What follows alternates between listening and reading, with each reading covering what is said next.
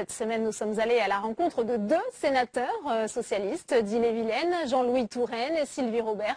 Tous deux élus en 2014, ils travaillent main dans la main sur le terrain, un moyen d'être plus efficace dans leur département, un département à la population vieillissante et où la solidarité joue un rôle essentiel. Reportage de Louis Sibylle. Sylvie Robert, je suis sénatrice d'Ille-et-Vilaine. Jean-Louis Touraine, sénateur d'Ille-et-Vilaine également. Tous les mois, on fait une visite d'un canton de notre département, tous les deux. On y va? On y va. C'est un binôme qui ne la joue pas perso. Raté. Un binôme breton. Ça, c'est des jeux anciens gallo. En visite ce matin-là dans un parc de loisirs dédié aux jeux traditionnels de la région, Jean-Louis Touraine et Sylvie Robert font équipe depuis longtemps. Ils avaient déjà fait campagne ensemble pour les élections sénatoriales de 2014. Opération réussie, et depuis, ils mutualisent leurs moyens. On a des bureaux dans le même lieu, on fait des rendez-vous communs. C'est une façon aussi de montrer que voilà, on peut travailler ensemble, même sur des problématiques différentes qu'on relaie du coup différemment. L'une des problématiques de leur territoire, c'est l'isolement et la dépendance du public âgé. Cette association d'aide à la personne réalise plusieurs centaines d'interventions à domicile par semaine. Une difficulté, le temps de transport. On découpe par secteur, c'est-à-dire qu'on a 3 secteurs et les aides à domicile donc, sont en général domiciliées sur le secteur pour éviter trop de déplacements. Chacun d'entre nous préfère vieillir le plus longtemps possible à son domicile, dans un environnement qui lui est familier, qui est rassurant. Mais encore faut-il satisfaire deux besoins qui sont des besoins d'une part de sécurité, de savoir qu'à tout moment, quel que soit ce qui arrive, il y aura quelqu'un qui interviendra dans les minutes qui suivent. D'autre part, le besoin de socialisation, de conserver une relation avec les autres. Les deux sénateurs mettent aussi en commun leur réseau. Jean-Louis Touraine est l'ancien président du Conseil général d'Ille-et-Vilaine. Sylvie Robert a été vice-présidente de la région. Jean-Louis a aussi une expérience sur le département qui me nourrit beaucoup en termes de réflexion. Et réciproquement, c'est vrai que moi je n'avais pas beaucoup de connaissances du Conseil régional. Nous sommes en permanence sur la même longueur d'onde, que nous travaillons ensemble, que nous nous concertons. On est quand même plus fort à deux que tout seul, isolé dans son coin. Solidarité d'un territoire, solidarité entre générations. Dans cette association, des retraités font découvrir leur métier aux enfants. Toutes les 3 semaines, on a un métier, enfin on apprend un métier. On fait par exemple de la maçonnerie, de l'électricité. Faire vivre le tissu associatif, c'est une priorité pour les sénateurs. Les associations, les bénévoles, ça fait partie pour moi de l'engagement, de la démocratie et de la vie citoyenne et donc du vivre ensemble. Les sénateurs font leur miel de ces visites en commun pour être force de proposition dans leur travail parlementaire. De travailler avec Sylvie, ça me permet en permanence aussi de soumettre à son appréciation des idées que je peux avoir et réciproquement, quand elle a des idées et qu'elle m'en parle, on réfléchit ensemble et on se dit bah oui, ça on peut le proposer de cette façon, on peut proposer tel amendement. C'est vraiment une force. Par exemple, là je suis en train de lancer avec elle un groupe de travail à l'intérieur du groupe socialiste pour réfléchir sur une véritable politique de gauche demain. Deux sénateurs du même bois. Ils se définissent comme des socialistes pragmatiques. Ils partagent même leurs réserves parlementaires, cette enveloppe qui sert à financer des projets locaux, ou comment la jouer collectif jusqu'au bout.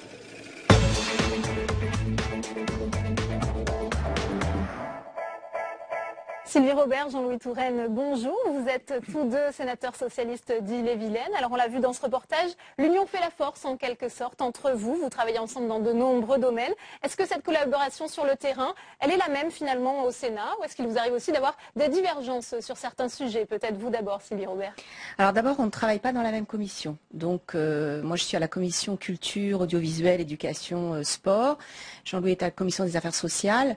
Donc déjà, on se rencontre moins finalement ici au Sénat que sur le terrain.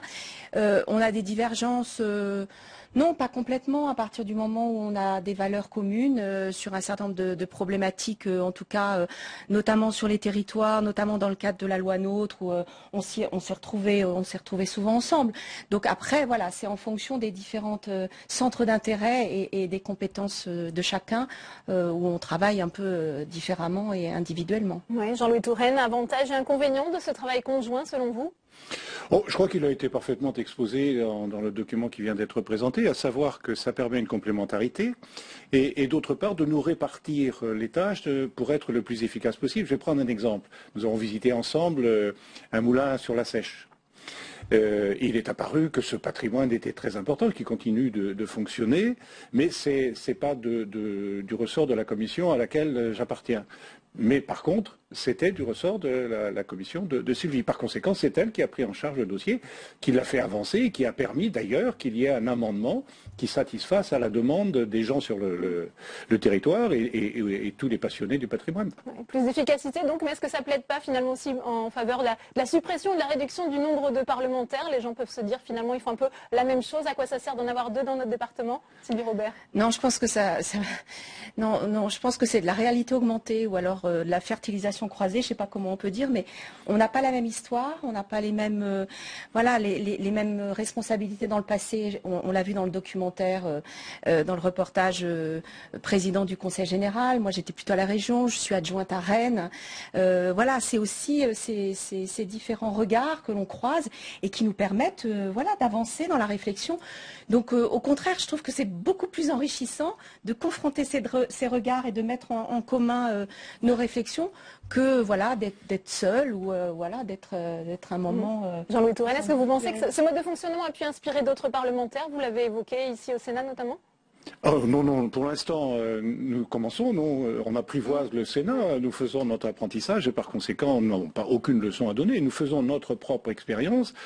Nous avons, Sylvie l'a dit, des expériences complètement différentes et nous ne sommes pas identiques, on ne pense pas la même chose tout le temps sur un certain nombre de sujets. Par conséquent, c'est la confrontation qui permet de s'améliorer et puis c'est aussi le partage du travail, c'est ce qui fait que nous sommes sans doute plus efficaces. Juste un petit point dans votre présentation, le département d'Ille-et-Vilaine n'est pas un département vieillissant, c'est un département qui accueille 12 000 habitants supplémentaires chaque année, qui a dépassé le million, qui crée de l'emploi, qui a un taux de chômage qui est de 2 points inférieur au taux national.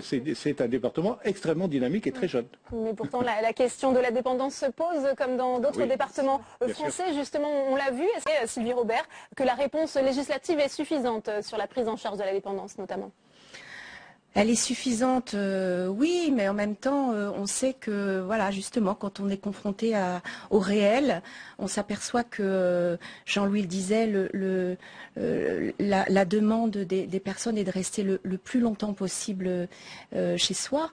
Et là, ça nécessite, au-delà de la réponse législative, un environnement adapté avec des politiques publiques qui peuvent justement compléter aussi l'ensemble de ces secteurs. On le voit bien en matière de transport, en matière de prise en charge. Là, on l'a vu sur la DMR, en matière de services. Après, je pense qu'on peut toujours mieux faire, mais il y a peu de mois, et Jean-Louis à la Commission des affaires sociales a plaidé pour une loi qui a fait avancer le sujet en la matière. Mais je pense que c'est vraiment une question de société. Je crois que ça prendra du temps parce que ça demande aussi de changer un certain nombre de mentalités et que culturellement, on permette aussi à cette société de regarder peut-être différemment aussi les personnes en situation de vieillissement. Cette prise en charge de la dépendance, c'était un des engagements, une des promesses de campagne de François Hollande. Est-ce qu'il a réussi à relever ce défi selon vous, Jean-Louis Touraine? Oui. Je pense que dans les actions du gouvernement, celle-ci est une action très forte. Ceci étant, on n'aura jamais fini, compte tenu du fait que la population vieillit et il est souhaitable que nous vieillissions. Mais il est souhaitable que nous vieillissions dans les meilleures conditions possibles. Or, la société ne pourra pas budgétairement assumer l'ensemble des dépenses qui pourraient arriver demain. Il faut savoir par exemple que le fait du vieillissement amènera de plus en plus de personnes à être atteintes de la maladie d'Alzheimer, donc de bénéficier ou de nécessiter un accompagnement qui soit un accompagnement particulier et lourd. Donc budgétairement, nous aurons des difficultés à assumer tout cela. Et d'autre part, il n'est pas souhaitable non plus qu'il ne se tisse pas autour des personnes âgées cette solidarité de proximité qui a existé et qu'on tente à remplacer par des mesures prises par la collectivité, mais qui ne sont pas de même nature, qui n'ont pas le même coefficient d'affectivité, de soins apportés par l'entourage immédiat, la famille, mais également l'environnement. Il faut que nous retrouvions ce sens-là de la solidarité de proximité. Sylvie Robert, on a entendu dans ce reportage que vous vous définissiez comme des socialistes pragmatiques. Alors que disent des socialistes pragmatiques sur deux questions? Celle du référendum sur l'aéroport de Notre-Dame-des-Landes. On sait que l'île-et-Vilaine souhaiterait peut-être être associée à ce référendum. Et sur la loi travail. Première question pour vous, Sylvie Robert. Alors, écoutez, d'abord, oui, il y a des socialistes pragmatiques. Moi, je considère que notre travail et notre rôle de parlementaire ne peut pas, absolument pas, s'affranchir d'une prise de conscience en permanence de la réalité du terrain et donc de ce que vivent nos concitoyens. Ça, c'est la première chose. Sur le référendum, écoutez, moi, je suis pour l'aéroport Notre-Dame-des-Landes. Que le président de la République ait souhaité qu'il y ait un référendum, dont acte. Nous allons voir sur le périmètre, puisqu'aujourd'hui il n'est pas défini quel périmètre sera le plus, je dirais, pertinent pour qu'il puisse être exercé, mais j'espère en tout cas que cet aéroport se fera. Sur la loi El Khomri, écoutez, les négociations avec les syndicats sont en cours. On a vu, je pense très sincèrement qu'il faut réformer le Code du travail, qu'on a nécessité d'adapter un certain nombre de réalités du travail à la société d'aujourd'hui. Pour autant, je pense que sur un certain nombre de dispositions, on peut les répéter. C'est effectivement le plafonnement des indemnités prud'homales ou alors l'extension des licenciements économiques. Sur ces deux volets-là, je pense qu'il y a nécessité de revoir la chose. Mais je dirais, pour terminer, que le compte personnel d'activité est une très bonne chose et que si on y inclut le compte épargne-temps, je pense que ce sera vraiment extrêmement importante, notamment pour les jeunes, aujourd'hui et demain. Même question pour vous, Jean-Louis Touraine, sur à la fois la question du référendum sur l'aéroport de Notre-Dame-des-Landes. Socialiste pragmatique, oui. Ça pourrait être un point de divergence. Moi, je suis un socialiste du rêve. Je pense qu'il faut, mais Sylvie n'est certainement pas opposée à cela, il faut avoir une vision idéale de la société pour que ce soit qui guide toutes les actions que l'on mène. Alors on y met le temps, on prend les moyens nécessaires, mais il faut qu'en permanence on ait cette étoile-là qui nous guide. Cette société plus juste, plus harmonieuse, qui offre à tout à chacun la possibilité de s'épanouir et qui ne laisse pas sur le bord du chemin un certain nombre d'enfants dont le destin est tout tracé par les conditions de leur naissance. Sur Notre-Dame-des-Landes, je me suis exprimé là-dessus. J'ai écrit sur mon blog et je me suis exprimé dans les médias pour dire, si ça assure la légitimité de la décision, pourquoi pas? Seulement, ça a trois inconvénients. Premier inconvénient, ça décrédibilise les décisions des collectivités locales qui, depuis 30 ans, ont approuvé le projet de Notre-Dame-des-Landes. Deuxièmement, on n'a pas le luxe de se permettre de se priver d'emploi alors que c'est une source d'emploi considérable. Et troisièmement, et c'est la question que vous posiez, ça n'empêchera pas, ça ne créera pas du consensus parce que la première des discussions qui va venir, c'est sur le périmètre. Et je le disais, avant que ce soit qu'on entende les uns et les autres s'exprimer sur ce point.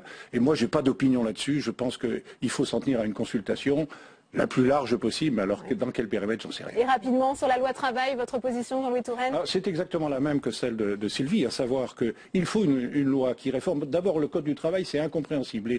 Les patrons, les salariés n'y comprennent rien. Vous avez tout et le contraire de tout à l'intérieur de la loi. Donc il faut quelque chose qui soit clair, qui définisse les règles et les orientations. Ensuite, les décrets et la réglementation définir. Alors il y a deux points qui sont des points d'achoppement et qu'elle a évoqués tout à l'heure et sur lesquels je suis d'accord. Je ne crois pas qu'il faille. Le gouvernement est en train de dire on va plafonner, on va mettre un plafond plus élevé pour les indemnités liées aux décisions des prud'hommes. Je crois qu'il ne faut pas de plafond. Il faut laisser aux juges le soin d'apprécier, parce que la justice doit être individuelle et justifiée par les situations de chacun. Et sur les licenciements économiques, je pense qu'il y a effectivement à revenir là-dessus. Merci Jean-Louis Touraine. Merci Sylvie Robert. Lui aussi, il aime beaucoup rêver. Je vous propose d'accueillir Alex Darmon. Alex refait le portrait. La chronique, c'est tout de suite.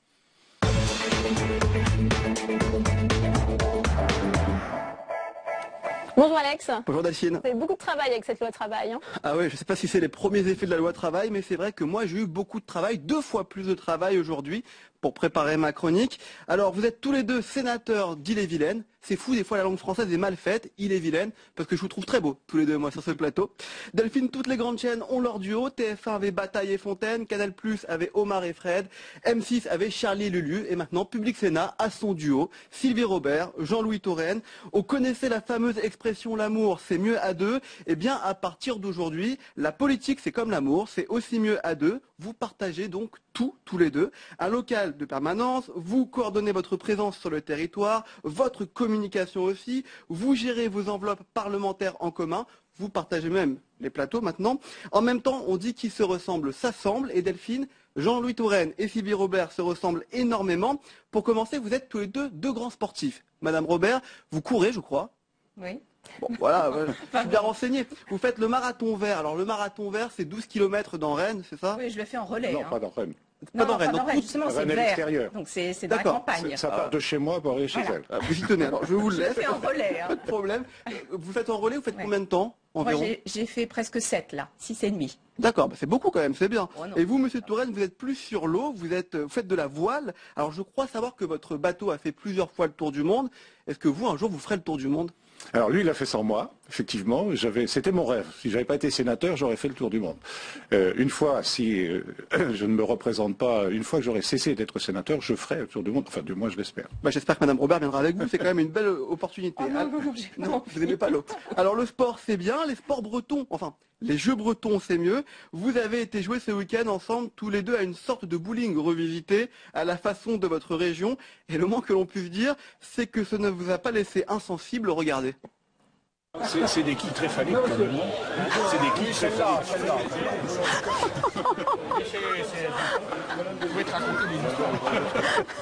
Il y a des légendes. On fera pas de commentaires. Non, on fera pas de commentaires. Dis donc. Dans les images, continuons plutôt les ressemblances entre vous deux.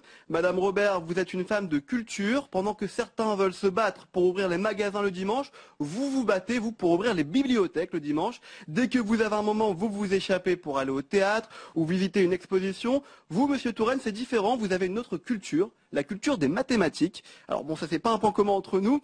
Vous avez même été professeur de mathématiques, je crois. Alors une question, à deux aujourd'hui sur le plateau, c'est bien, mais à quand la règle de 3 pour l'Ille-et-Vilaine? Quand on aura réussi à faire la preuve par 9, que c'est mieux à 2 que tout seul. Il a tout dit finalement, Madame Robert. Ah oui, absolument. Merci à vous deux. Merci. Merci Alex.